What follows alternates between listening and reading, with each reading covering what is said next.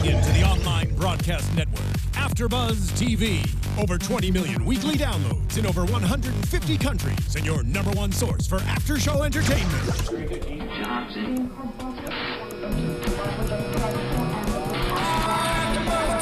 AFTERBUZZ TV, the destination for TV superfans. Producing after shows for over 300 of your favorite TV shows. Interviewing celebrities and showrunners. And bringing you behind-the-scenes exclusives. All thanks to E! Entertainment's Maria Menounos, producer Kevin Undergaro, and internet leader Kaufmann.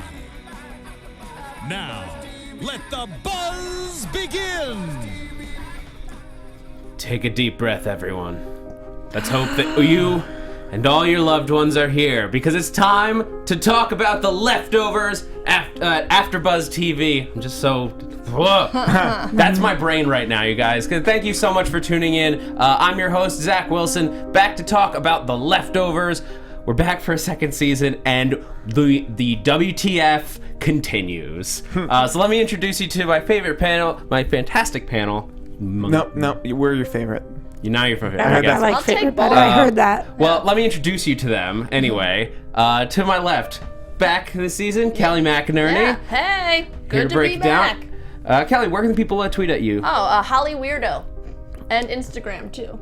And on the other side of the table, we've got Miss Roxy Striar. Hi. Yeah, I've been hounding you about this for a long time. This is my absolute favorite show on television. I say a lot of shows are some of my favorites. This is my number one favorite show, so I'm really excited to be here to talk about it. You're saying it's your favorite, but this music makes it feel like it's a sad thing. No, I love it, and I want the music to play the whole time. Like, it makes me cry, and I think you have to be a special kind of person to enjoy this show and also be, like, a little bit miserable as a human being, so I'm glad you guys are all here with me to enjoy that. Misery loves company. Oh, yeah. We're all here. Steve Kaufmann's here, too. Wow. There's nothing sad about that. You guys can find me at Steve Kaufmann. That's Kaufmann. Also love this show. All right, let's get into it. This episode, we met some new characters. We're in a new place. Everyone was confused. They announced this over the summer. We're not only in a new place, we're in a new season, since we didn't get it in the summer. A year and a half between seasons. Yeah. But it was a tough year and a half. Yeah, it was a long hiatus. Yeah, it was. I think that there must have been a page one rewrite on this season at some point in the process. That's the only reason I could see for pushing it. That it shouldn't have taken this long. Or someone involved wasn't available. That's possible, which is also... but they got rid of half the characters, so I don't think they would have blinked an eye. Yeah, I think they were willing to lose pretty much everybody if they had to, so I don't know. It could be contracts. It could just be that they wanted to be a fall show and they thought that they had a stronger fall lineup. I'm so happy that it's now and that it's not over with, because right now I'd be like, guys, it's over and I'm miserable. But at the same time, over the summer, I was just like desperate for this show. Yeah, and this episode was titled Axis Mundi. I think I'm pronouncing that correctly. I think so. Very strong chance I'm wrong. But it's, Steve, you have the Wikipedia, which Sci-Fi Monkey in our chat also had a piece of, and it's essentially also known as the cosmic axis, the world pillar, center of the world tree. Certain beliefs and philosophies is the world center, or the connection between heaven and earth, as the celestial pole and the geographical pole. You're not supposed to say we got it from Wikipedia, Steve. You're supposed to make us sound like we're experts. I found this from a super reliable source. Or you could have just blamed it on the chat that they put in there too. Yeah. Speaking of which, people are chatting with you guys right now, so that means that they're watching live on YouTube. So if you guys want to do that next week, you can join us. Yeah, you can always join us live on Monday evenings. We need a day to process this show. I have to watch it like 17 times, which I obviously just went back and binged season 1 twice over, because there's every single time I watch it, there's something new I find. I'm glad that we do this on Monday so that we can rewatch and I can pick up new things. Yeah, because this is a very intricate show. Yeah. So let's get into it. I want to start talking about the Murphys, our new sort of, I guess, central characters. I don't know if they will be central now that we've got the Garveys. By the end of the episode, the Garveys are back in the picture, but especially for this episode, they are very much the center of our view of this town. Yeah, absolutely. What's interesting though is you just mentioned the Garveys. What we used to have was a group of people that I was really rooting for. We had the Garveys. I trusted them despite their flaws, and they had some weird things going on too. The Murphys, I'm feeling really different about. I'm not sure what side they're on, if they're good, if they're bad, how we're supposed to be feeling about them. I don't think it's as black and white as that, but the way that they've introduced, especially John, has me feeling a little worried. Yeah, he doesn't seem like. I feel like Kevin was, even though he had his flaws, you still rooted for it. He was still a nice guy, like genuine, like he was supposed. He was a cop. He was supposed to be doing the right things, and John's the opposite. You know, like He's a firefighter. Literally. But he burns down houses. He does something with fire. Opposite, He fights with fire. But that's a good point, because when we met Kevin from moment one, we were on his side. Like we wanted to root for Kevin, even through all of the bad decisions that he made. We believed he was our protagonist. I don't know if the Murphys are our protagonists. Evie, I guess I like. I don't know anything about Erica, the mom. Right. I don't I really. think Michael's the best one. Yeah. He's the one that I can get on board with. I think that he's probably a really good dude, especially because we kind of see him go head to head with his dad. Yeah, in a subtle way. But filling the role that Kevin filled last year is sort of in this episode as the main character, not necessarily the protagonist, but the main character. John is just a really messed up dude. We don't know the reasons for this, but we know that what do you guys think he's rooting out? Let's set the stage, I guess, for a second before we get facts. into that. The facts about him. So, but this town, Miracle, Okay. Has no departures. That's their big thing. That you can hear them praying about it and saying that no one was taken from them. It's become a tourist spot. They deemed it a national park. The entire town is a national park, and they bus in tourists. So John works for the town, in theory, as a firefighter.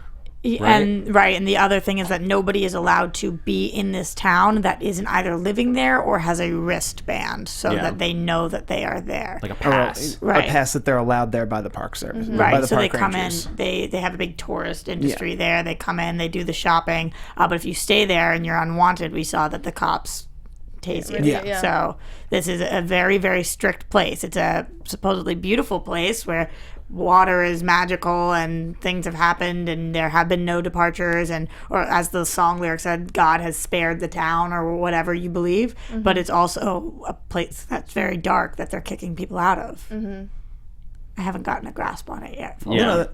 That's the kind of grasp I caught, that it's very much the institution has taken it over, and just very much the way a government can, which is saying, we're not saying it's special in any way. We are saying enough people want to go there that we have to regulate it. Yeah. Well, I guess it's probably been, 4 years at this point. Last year it was the 3rd anniversary of the departure. And so let's assume it's a year later, roughly. It might be a little more, maybe a year and a half, because that's where we were. But it's been a little while. And is that what we're assuming, that our hiatus is relatively real time? The baby seems... Young. Actually, no, the baby is not a year older. Well, no, That's what I was thinking. The baby still seems so young that it can't even walk, talk. So I feel like we're kind of picking up a few months and later. the cut on Kevin's head. Good point. The cut on Kevin's head strikes me as it came from the schmoz he left Mapleton in. That it's within, like it's from within the fire. like from the fire and Flaming everything. Joe. That I think this is within. That's months, where if not weeks. that is where he got hurt. Right. Yeah. Was in the last episode. So if it was a year later, he wouldn't still have a bandage. Yeah, on. so we have to assume we're picking up pretty quickly after that. And we saw in all these promos, and I'm sure you guys saw you guys want to get out of here? Out of this diner? No, out of this town. So how quickly that would happen after. I mean, I'm sure we're going to go back in flashbacks, but I don't think it could be the next day kind of thing. No. And she also says that Matt has been there for a long time, a couple months now, so it has to be a few months. But it can't be too many more than that. Yeah. Or unless he hurt himself another way. Right. At which point all bets are off. Yeah. Yeah. But then the baby still. Yeah, the baby babies baby grow. is a good time. Babies grow pretty fast. Gauge. Like it's no more than 6 months. I think it's safe to say. I think so. But John, let's get back to John. What is it that you think what do you guys think he's after at this point? Like we see him go into his friend Isaac's like place where he's doing palm readings effectively, like a very fancy way of doing palm readings where he like gets the print and then he does like an X-ray on it. But he's like soothsaying in a way, and for that his house gets burned down, and he gets excommunicated. He has to go to Austin. Yeah. He's no longer allowed to live here. I really don't know what he's trying to gain by doing all this. And I wonder if Isaac had said to him, between you and me, it is BS, if he had still burned the place down. I think because it's his friend, he would have given him a chance to, I'm part of the place that self-regulates, and you're going to have to stop doing that. I think if he gave him a better, like not a bad reading, like how something bad's going to happen to you. If it was like, oh, you're going to live a great life or whatever, he would be more lax on him. He probably wouldn't have gotten, like, since he was his friend. I think it didn't matter what the hell Isaac said. I think he went in there with his mind made up. I think that he was going to go in there. He was going to see the place. No matter what happened, he was going to burn the place down. He called this a level 5. Think about the things that we know about Isaac, which isn't that many things. Number one, he's obsessive compulsive in a couple of different ways. We see the whole thing with the cricket. He needs to be in control. John, I'm talking about the whole thing with the cricket. He's got to be in control. Telling his kids exactly what time to come home, everything that's happened. He sleeps very deep. He was in prison for 6 years and 100 and something days. He is very open with people. He doesn't have friends, as he says. So I put all of that together, and I think, this guy Isaac, he's known him since he was in 3rd grade. And he is so willing and able to quickly tell him, oh, no, you're fine, regulations are fine, and then burn down his house. It's a very strange thing. We see him be very honest sometimes, and then we see him say one thing and do the next. So I really don't know what to make of him right now. I'm trying to put the pieces together, but it's not matching up. There's something off. Same thing with the pie. Like, I think he thought that it was poison because I think he thinks something bad is going to happen to him. And instead of like throwing it out, he gives it to somebody else so maybe they'll get poisoned instead of him. Yeah. Or at least test it. Yeah. He does seem like, especially with the disposal, the garbage disposal, like there's a part of him that believes it. Yeah, there's a part of him that thinks it's real. Even though he is so against it, I guess. If this is the world of the leftovers, which is very much the way that it operates is that they want you to think that there might be mysticism, but they're not going to prove it to you one way or another. So I wonder if he's just a massive skeptic and thinks that, and the idea is that trying to promote the miracle part of this, of the town miracle, is against their best interest. I buy that. I think that's ultimately, especially someone who's clearly just selling fake beliefs, selling snake oil almost. He's like, that's wrong for our town. I see what you guys are saying, but I don't think he's a skeptic. I think he's a true believer. I think that he thinks that the palm reading was accurate. I think that he thinks that the church sermons, what was about to be said by Matt, is that his wife has been cured. I think that he is seeing this for what it is. I think that he thinks that this is the most amazing place on earth, so he needs to regulate it.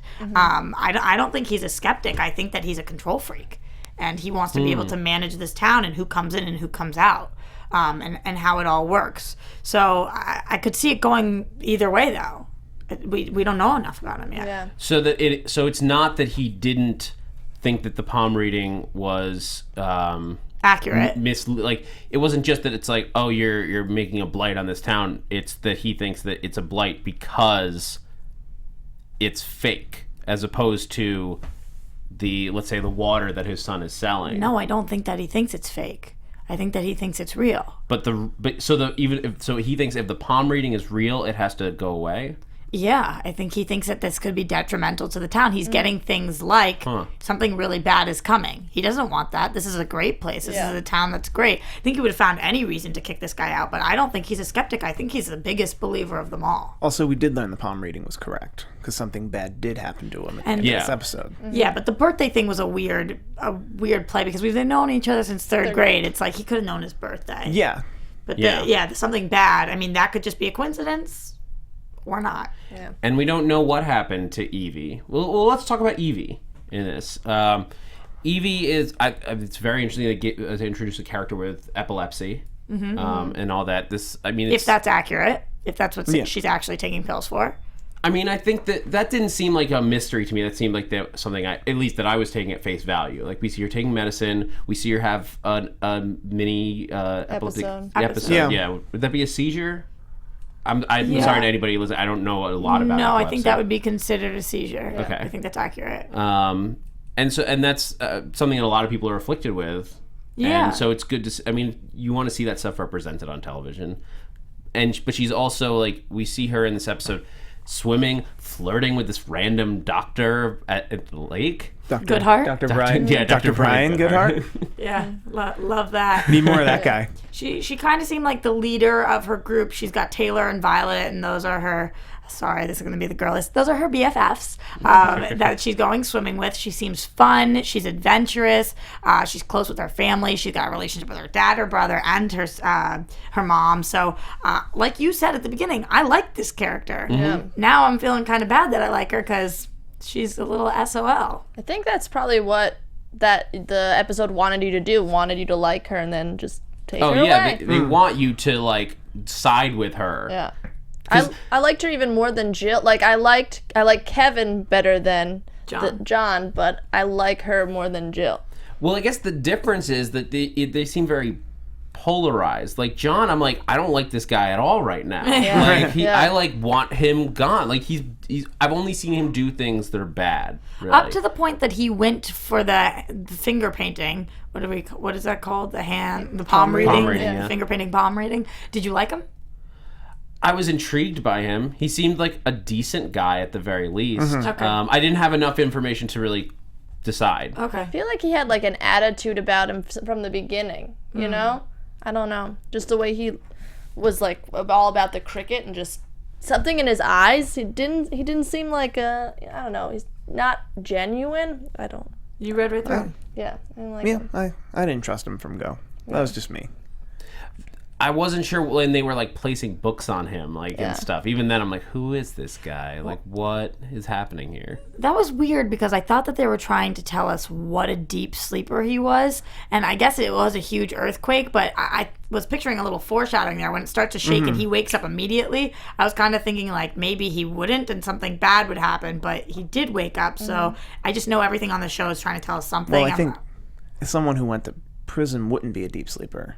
Or someone who was in prison for that long wouldn't be a deep sleeper, or it would be an overcorrection. There's something there. Yeah, that maybe trying to tell something. That he's aware of his surroundings always, and was just able to get more sleep while they stacked books on top of him. Maybe could just be a comfort thing. Yeah, or that like, now he's out of prison. Yeah, he can sleep deep again. But Evie eventually we see her disappear at the end. So it's got to be the big question.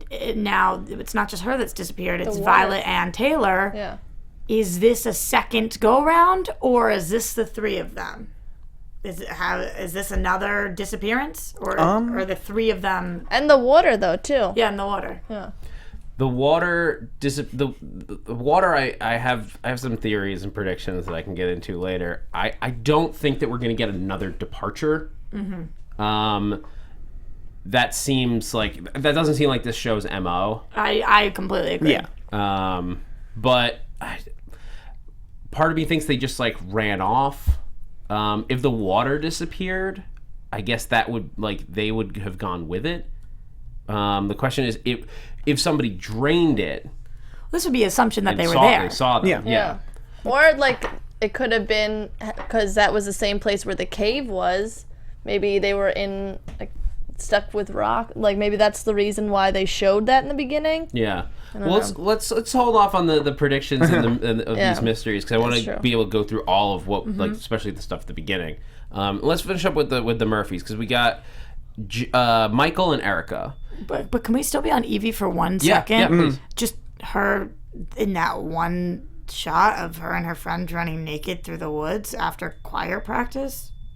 Oh yeah, what? I almost forgot about that because it was so quick. Like they just were completely naked running through the woods, not speaking, and then like throwing their hands up, and that was all we saw of that. Well, then it was juxtaposed with her throwing a softball very hard. Yeah. With her father. Yeah. With her father, so it's something about her training hard for something. That's all I took. Oh, you think so? That's all I took for it. I didn't correlate those two things together, and there might be a correlation there, but the naked part, like if I just saw her running with her friends, I would think softball. But the naked part, I correlated more with what we saw. You have to assume would be years and years and years ago, how we opened up for the first 20 minutes. Native American women. Maybe this is some sort of ritual. I don't know. But it was the weirdest snippet. It was strange. I was taking it at face value also that it's just they live in such a safe town that they can run naked through the woods. I mean, we saw a lady in her wedding dress. So it's like lots of quirky. Yeah, that the town has like a bunch of just weird things. You have Santa in a tower. Yeah. We're not going with Jesus Santa? I thought we were going to Moses Santa? Moses Santa? Let us know in the chat. Let us know in the comments. Yeah, whatever you guys want to call it. That's totally what I assume Jesus looks like. Fair enough. No. He sort of died at 30. Yeah, but maybe he still lived. Oh, how old's this dude? That guy had to be in his 50s. Really? He was an older dude. It was like a Gandalf. He was all gray. Huh. That's why I went to Santa. Okay. All right. But anyway, the running through the woods thing, I mean, maybe it has something to do with getting connected to the nature. We saw in season 1, like Jill and her friends, like because they were more affected by the departure directly, they just went deep into the most effed up parts of their world, which was like sex and drugs and the refrigerator. And the refrigerator. Yeah. Oh my God, the refrigerator. Talk about claustrophobic. Whew. But I love that. I love watching. You were talking about Evie, how you like her a little better than Jill. I think Jill's one of the best characters on television right now. Like, I think she's so amazing. And I really like that her and Evie seem to have that connection, compatibility with that amazing joke. But that's why I think that we're not going to see Evie again, which we'll talk about later. But I'm kind of bummed out because she was the Jill of this family. We were kind of matching everything up. And the running naked through the woods, it did remind me of what was going on season 1 with Jill and her friends. I thought that was going to be a cool little crossover. We'll see why they showed us that. If she's just gone. Yeah, Leftovers is good about like making things make sense as you get into them. Absolutely. I believe that we will get answers to that at some point. Probably see it again or just talk about it. Anything else on Evie, you guys? No, all right. Well, let's get into Michael and Erica. Erica, I think we can sort of go through really quick. There was the only real thing that I got about her in this episode. They didn't spend a lot of time on her, but she was putting in hearing aids. It looked like definitely hearing aids. Well, yeah, it was interesting to see that, and the fact that she's obviously a nurse of some sort. Yes. So I don't know that, but the hearing aids were going in for the run. So at first I was like, is this some sort of new iPod? Like, is this how she's listening to music as she's running? Because then I didn't see her wearing the hearing aids all of the time. So I don't know what exactly that was for. Maybe it's something we don't know, but she does probably have access to advanced technology because she does work for some sort of hospital. Yeah, maybe. It's just something we're gonna have to wait and see on. But moving through because there's still a lot to get to. Michael, the son of the family, he is very religious. He works not selling the water, I guess, but like making donations. Using trying to trade it for donations. Yeah. How is he allowed to do that when we saw the sign that says you can't take this water? He takes the water, he sells it in a very public forum. Yeah. And he's not getting arrested. Like, I'm not sure. Is it because his dad also works for the town? Does he work for the town? Is that... I mean, the signs, there was 2 signs. There was the removal of water as an offense and residents only. Maybe as a resident he's allowed to, or because it's religious purposes.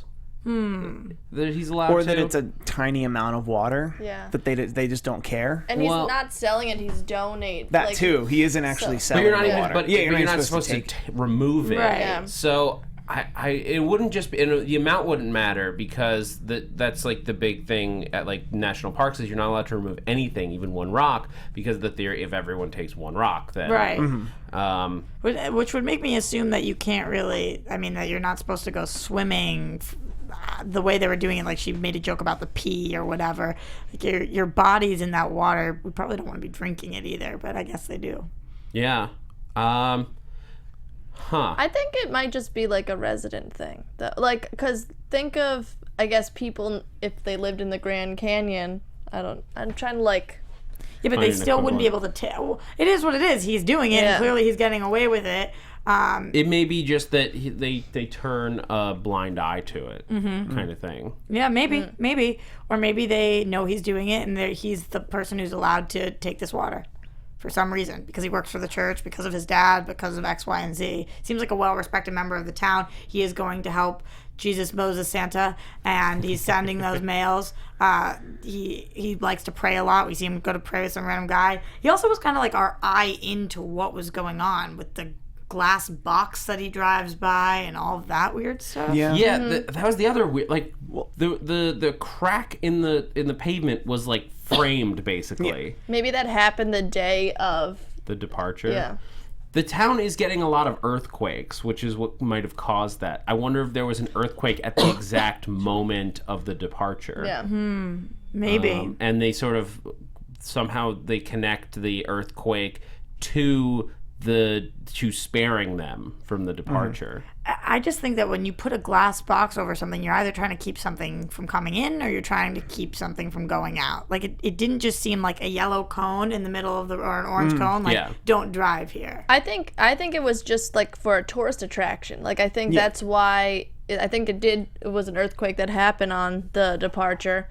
And like it's like the Plymouth Rock. Yeah. And it was marked. I think it was either it's number 1. 7. Was it a 1? It looked like a 7. Yeah. Of the attractions. That makes sense. Yeah, they probably have like an audio. If you look to the right, welcome to Miracle. If you look up, you can see our Jesus Santa Man in the tower. No, that makes complete sense. I bet you guys are right on that. In the chat, Steve says earthquake could cause water to drain, which I thought was smart too. Oh yeah, yeah, that's a good point. I mean They blame part of the earthquakes. One guy blames it on fracking. So like mining natural gas. I mean that can happen. I wonder if that could have something to do with it. It would be weird if it was that amount of water though, and the girls. That just seems like too much of a coincidence. Not a coincidence, but unlikely. Either someone drained it or it disappeared. Yeah, or you theoretically could have dammed the river upstream. Somebody outside of the area of Miracle could have put a dam in, just out of like trying to stop this town. If what if the guilty remnant is behind the damming the river? That's the kind of stuff they'd pull. Yeah, didn't we hear about when we were back in season 1 that the guilty remnant weren't just specific to that town, but they've been popping up in other places. So yeah, they have chapters all over the country. There's a website set up for the Guilty Remnant at one point where there was like a list of local chapters. Not that I don't know if there was like Miracle in there. You'd probably assume not, considering nobody departed from Miracle.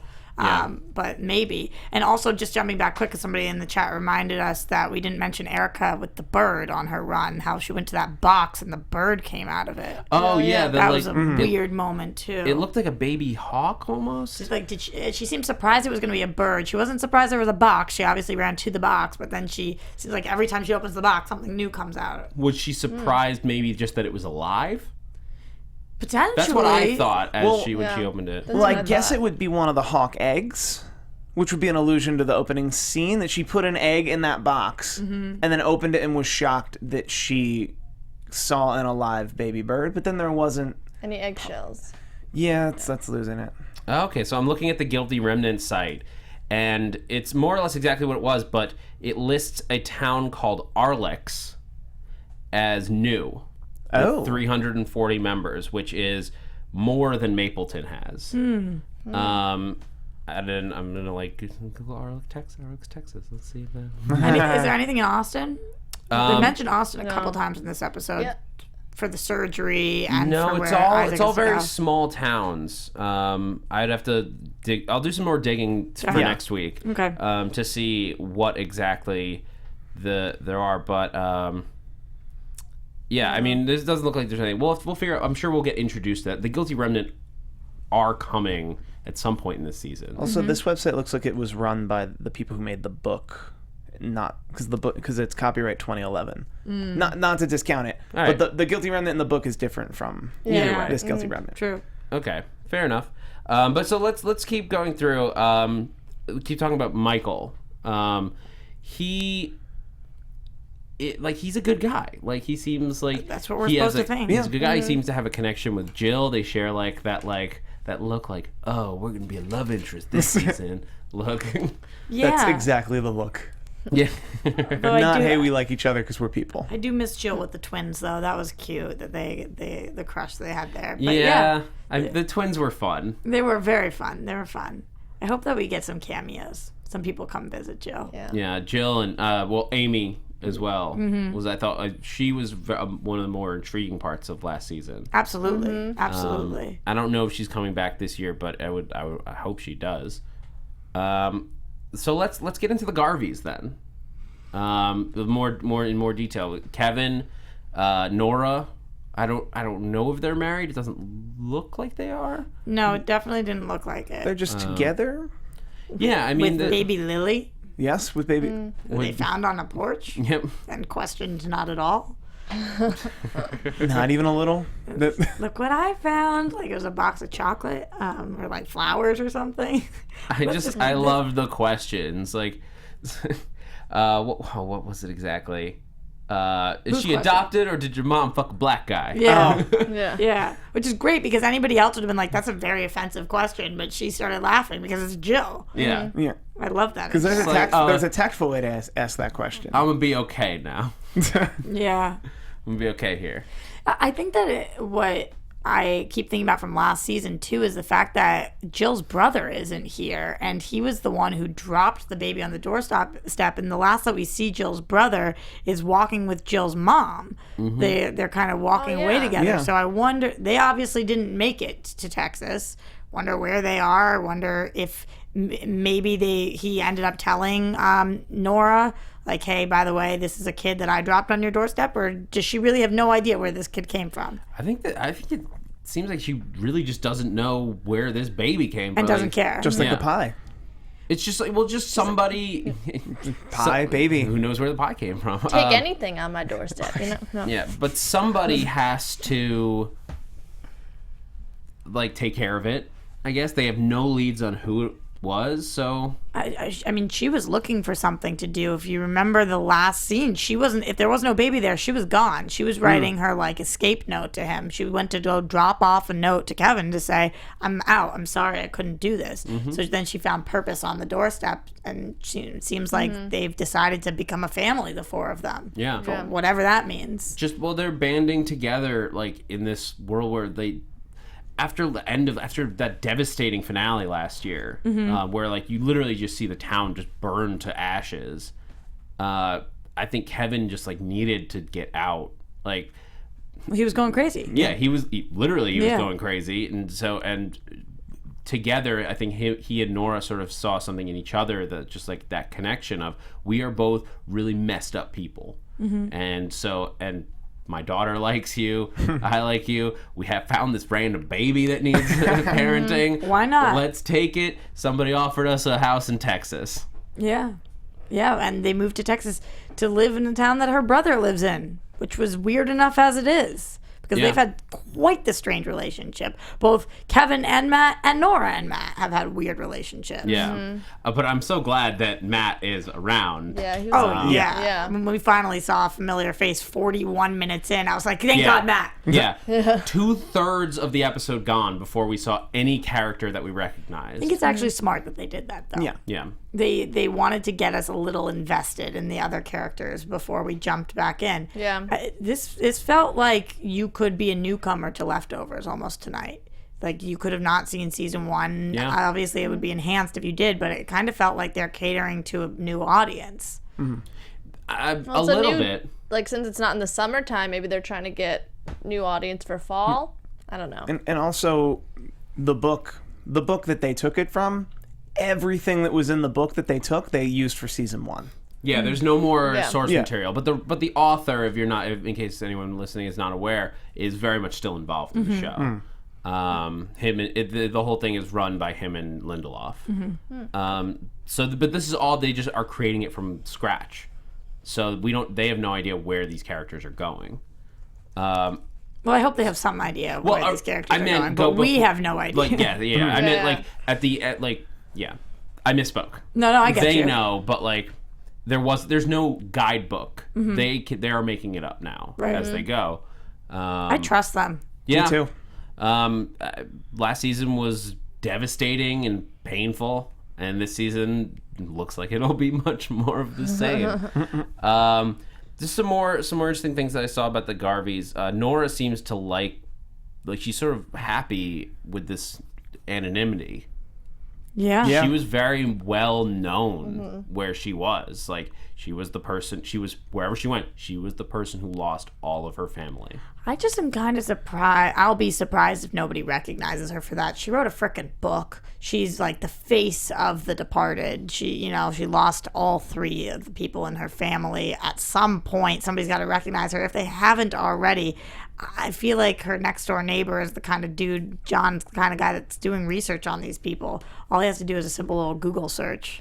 But also, like, I feel like her infamy or famousness is not as big as this one town that they had no departures. I feel like, so even if she is, like, if somebody does recognize her, it's not a big deal because, like, hey, you're living this. I feel like this is very much a community. Yeah. I think where in Mapleton and the areas that we were in, there was sort of a keep to yourself vibe going around. Like, everyone sort of like has to fend for themselves, and like there wasn't a community that much. Yeah. And I think what they were trying to say is a place like Mapleton may have been like that before the departure.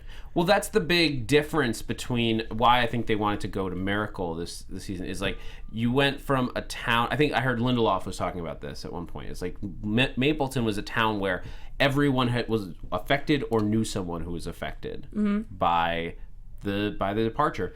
Now you're taking the Garveys out of that world in putting them into a place where no one was affected. So suddenly they are the strange ones for having lost people. And well, I don't think it's fair to say no one's affected. People probably have family that's in other places. No one lost. Well, that was what Lindelof said. It's like no one in this town lost a family member. A family member. Okay, interesting. That was his point of like taking them and putting them in this scenario. All right. Because it's very different, and so this is going to be about, I guess, more about how somebody outside of the town that was the places that were so devastated deals with the loss of others. I just say I think that would make me feel worse.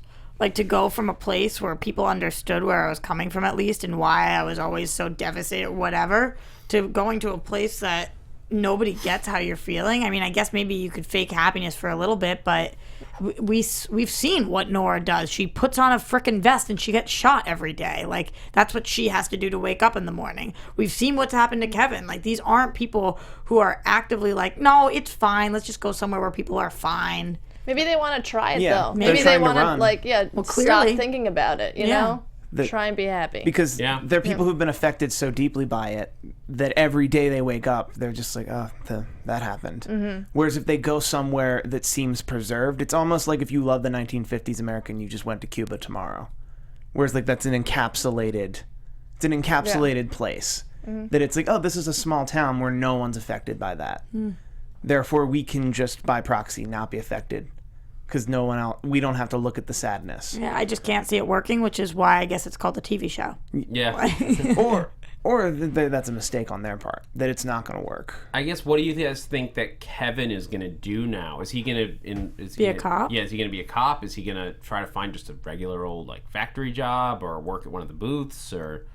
I think there's no way he could have a factory job. I think that if he does find a job as a cop, he's going to get in the scene. He's going to know what's actually going on. He'll be with the firefighters. He'll see what it is that they're doing. He won't want to be a part of it because they're not fighting fire. They're starting fire. Mm-hmm. Yeah. Although we hear that that's the first time they did that was tonight. That's what Erica tells us. Yeah. That was the first time they did something that extreme. Right. But who knows, like, what people they've beaten up. That's a level 5. What's a level 4? Yeah. And what do you do at a level 2? Do you just scald somebody? Mm-hmm.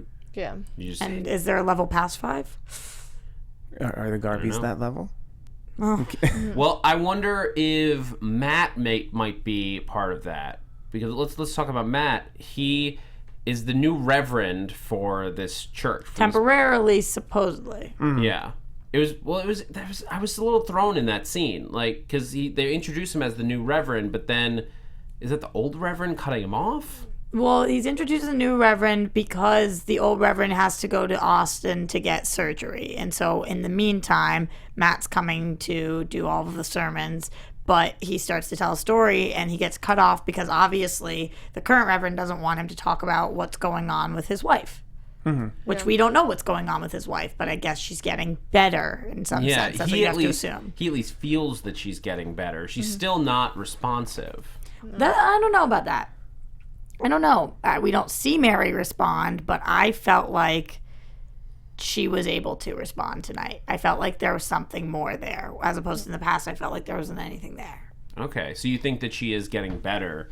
And I think she didn't say anything on purpose tonight because she saw what happened in the speech and that he got cut off. I think that she's getting better. That'll be very interesting to see why she's getting better, why Matt thinks she's getting better. Mm-hmm. I mean, we know that he's going to believe it's a religious reason. I wonder if he's going to connect it to miracle in some way. Certainly. Or if maybe it was just... well, who knows what kind of procedures he had. Like, I think what this season is teasing and what we're going to get a lot of is what we got out of the cult, the one that was led by Holy Wayne. Holy Wayne, thank you. I was like, I know it's Holy something. The one Tommy was. Yeah, and like that, these cult, like last season when they sort of dabbled with this thing that there are cults forming all around the country, and all different kinds of people have formed like just religious little mini groups out of the beliefs that came from this supernatural event that cannot be explained. Right. And that's the big thing that the show is about what do you do with a loss like that you cannot explain, and how do people react?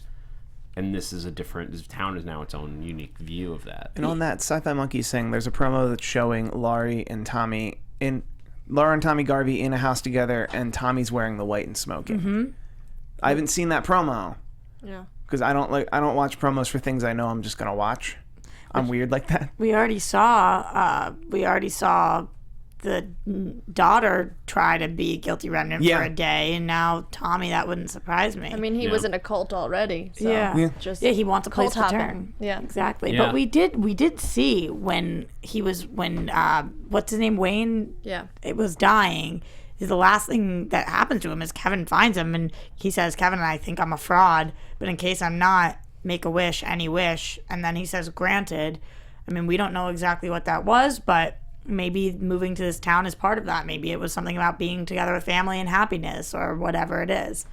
Maybe that will come back into play, whatever he did wish for. I think ultimately that's what Kevin is looking for, is peace of mind. He wants Patty out of his head. He wants the crazy nightmares where he's seeing like he's seeing visions and like and the dogs and the blackouts. Hopefully the blackouts stop. Right. And more than anything, that's what I mean. He just wants peace and quiet in his life to raise his family. But I don't know that he's gonna get it. Let's talk about while we still have some time about the mysteries of this episode, because the opening was what the hell is happening?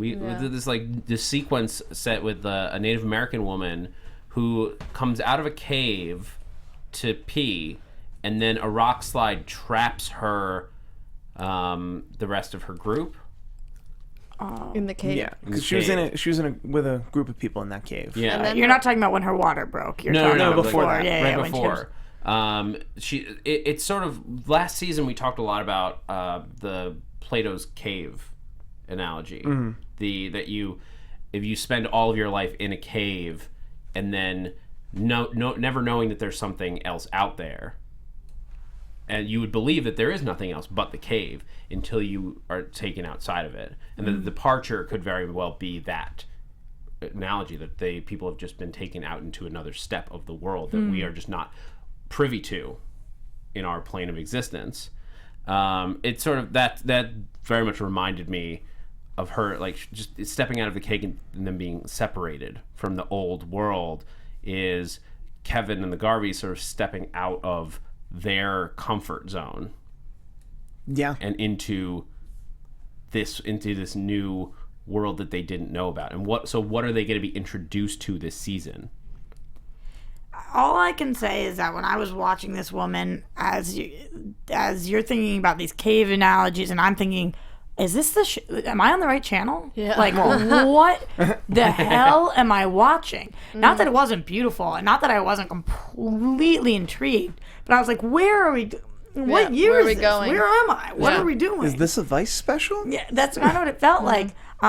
And then we see that we're in the same place, and then we jump forward. But then there was the nakedness with the nakedness, and this woman with the baby, and I'm trying to think, okay, what can this possibly mean for the show? Yeah, she gives birth like in this scene, and then gets bitten. Like there's a hawk that appears multiple times circling, and the baby almost gets eaten by a snake. And she saves the baby. She saves the baby, but gets poisoned in the process. Doesn't she know to suck the venom out? Hasn't lived she in a- seen Animal Planet? She lived in a cave her whole life. It was a joke. But the baby gets saved by another woman who happens to be walking by. I felt like I was overcome with emotions in this, watching the baby as she dies, and the baby's in the arms, and I'm thinking, oh my God, this baby, like, there's nothing you can do.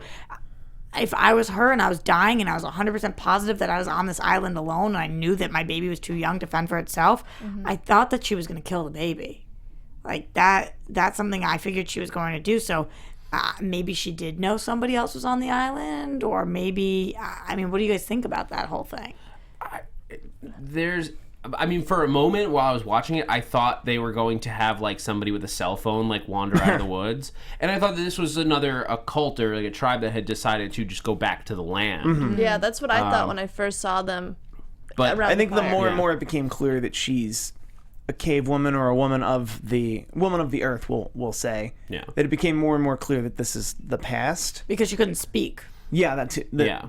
Well, it was very clearly a Native American from that area in Texas. So, and she very clearly died on that rock by that water. That present day is the same place. The water just being very important, and water is life. Right. So. But we also have to remember that this kid lives. Yes, the water is important, but who is the frickin' kid? Yeah. Who is this kid? This kid survives. And who's the woman that saved the kid? Yeah. So much I think imagery. I feel like the imagery and the illusions you can make from this one scene are somehow going to explain the whole season. That, like, I think by episode 10, we'll all be going back to that one scene. It's like, oh, that scene actually told us the whole story. Oh, I get it now.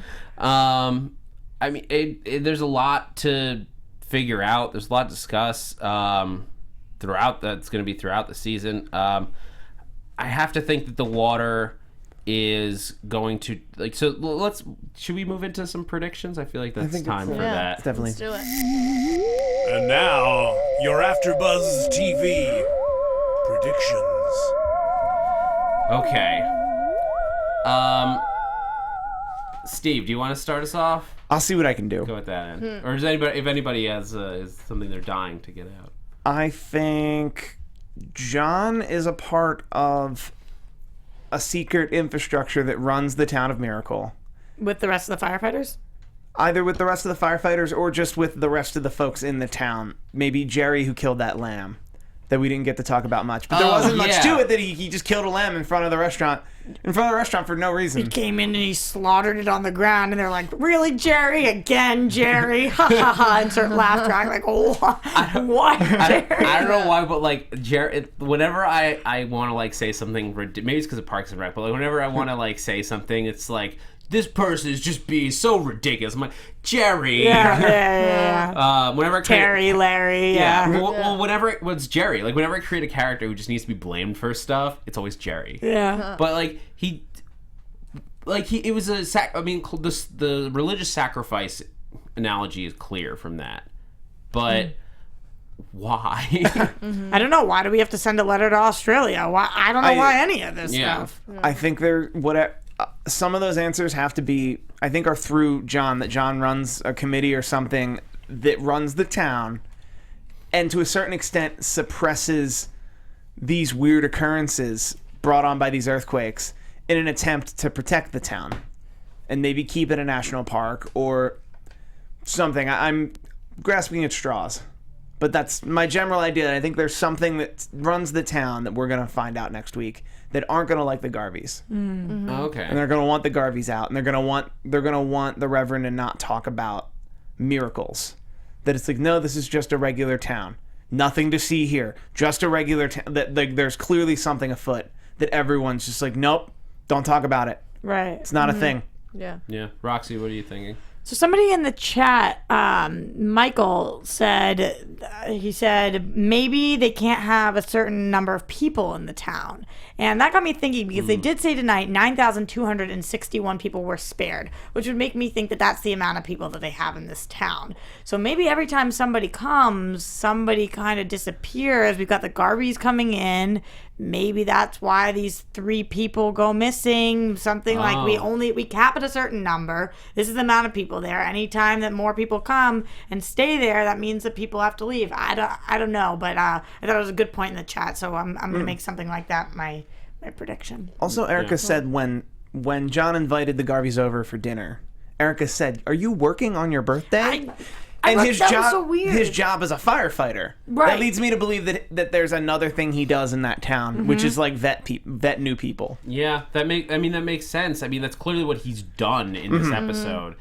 I feel like we just don't have enough evidence in this episode, to make it like anything really solid. Kelly, what are you thinking? I think when Roxy, you made a good point about Matt's wife, how like maybe she does. Is responsive yeah. of some sort. I feel like we're gonna see more of her grow and maybe eventually respond. I feel like she'll be, and also, I mean, I'm just gonna state like I feel like everybody agrees with this, but Evie, we're not gonna see her again. I don't think. Yeah. Oh, you think she's gone? Yeah, I think she's gone. We might think see her in spoiler flashbacks. Yeah, spoiler alert. So until I wave my hands again, don't listen. But IMDb agrees with you. So. Oh no.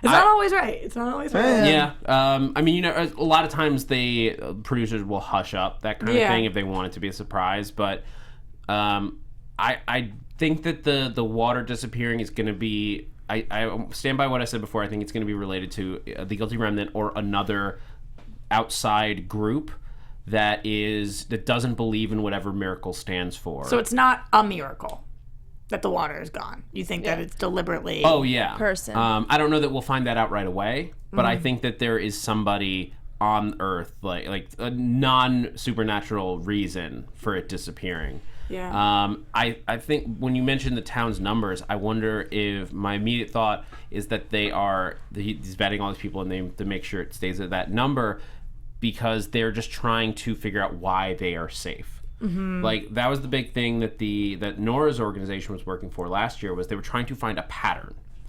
It's some kind of pattern between all of these people, and they couldn't. There was maybe no John has figured correlation. something out that people don't know, or maybe he's trying to. Or he at least thinks that he has. Right. Yeah. And whatever that is, he's trying to maintain it, maintain the number, maintain the types of people, something that will allow them to stay safe, like the German couple. Yeah. I have a prediction question for you guys. Because first of all, this was some of the most amazing writing. They say 6 years and 119 days in prison for attempted murder. They said, what happened? Well, didn't try hard enough. What do you guys think happened there? Why his wife is like so steadfast and standing by him? Was that in this town? Is he from a different place, different life? Like, what happened? Maybe it was somebody who hurt them, like somebody attacked one of his children or Erica, and not in the moment, because then it would be defense. But if that person left and then he just went after them to stop them or like kill them to stop them from coming back, but that would be tried as attempted murder. Yeah, I feel like it probably is something family related, considering Erica was so like behind, like she didn't get mad at him for saying that, you know, because that's kind of, hey, I almost killed somebody. Yeah, she's a little crazy too, though. She might have something, or it was something where he could make a claim where he was like, yeah, the law says I was wrong, but I think I was right. I went to jail. That happened. Are you even allowed to be a firefighter if you're a convicted felon or whatever?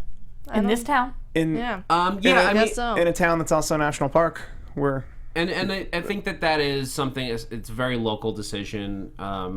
You're not barred from like community, from like, especially from volunteer organizations, which firefighters often are. Oh yeah, you're right.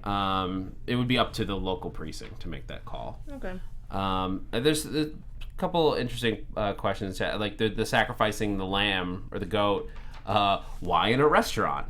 Maybe it has something to do with people eating. Yeah. Or the need to There's a lot bless of it. animal references. We see all the dead fish in the water, everything with the birds and the hawk, the bird from the box, the goat or sheep or lamb, whatever that was that gets slaughtered. A lot of different animal things, which in the first season we've got the animal things with the dogs, and we know that there's a weird connection. Jesus Burgess wants to know where's the dog that the Garveys trained. They didn't make the cut in the family. It can't be in the family photo. Look, we already got an adopted black baby. The dog is gonna have to stay. The dog here. was We can't pay really- for their flight. The dog was really us training. Like if we're ready for Train an for Lily. for an adopted black baby. I'm kind of excited about Lily, though. Like, it's something that we need to protect because it's too young to protect herself. So we'll see how Lily affects the family dynamic. Yeah. It'll be very interesting to see. All right, guys. That's going to do it for the Leftovers After Show here at AfterBuzz TV. Thank you so much for joining in. If you get a moment, go into the iTunes where you can find us. You can also find us on YouTube, SoundCloud. Give us a rating. Give us a comment. We want to know what you guys think. And we'll be back next week with the second episode of the season. Until then, Steve Kaufmann, where can people keep up with you? People can find me right here, right now, but also on Twitter. I'm at Steve Kaufmann. That's Kaufmann.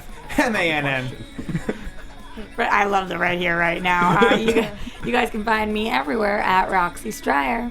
Hey, I'm Kelly McInerney, and you can follow me on Twitter and Instagram at HollyWeirdo.